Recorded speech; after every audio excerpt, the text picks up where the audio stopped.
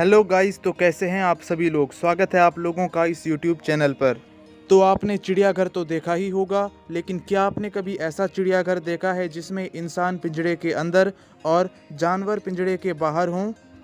तो आपकी जानकारी के लिए बता दें कि चीन के चोंगक्विंग शहर में स्थित इस चिड़ियाघर में आप सभी जानवरों को ऐसे खुलेआम घूमते हुए देख पाएंगे कि जैसे वो किसी जंगल में आज़ाद घूम रहे हों। वहीं यहाँ आने वाले लोगों को पिंजरे में कैद कर दिया जाता है और इस अनोखे चिड़ियाघर का नाम लेह लेदू वाइल्ड लाइफ जू है। ये जो चिड़ियाघर है ये 2015 में खोला गया था।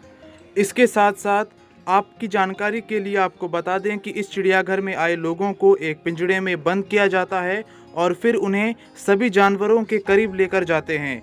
यहाँ टूरिस्ट जानवरों को अपने हाथ से खाना भी खिला सकते हैं। वहीं सभी जानवर लोगों को पिंजरे में बंद देख उनकी ओर बढ़ते हैं और कई बार पिंजरे के ऊपर भी चढ़ जाते हैं। तो कैसा लगा आपको ये वीडियो, हमें कमेंट सेक्शन में बताएं। साथ ही अगर अभी तक आपने इस YouTube चैनल को सब्सक्राइब नहीं किया है तो इसे सब्सक्राइब करें और बेल आइकन प्रेस कर दें।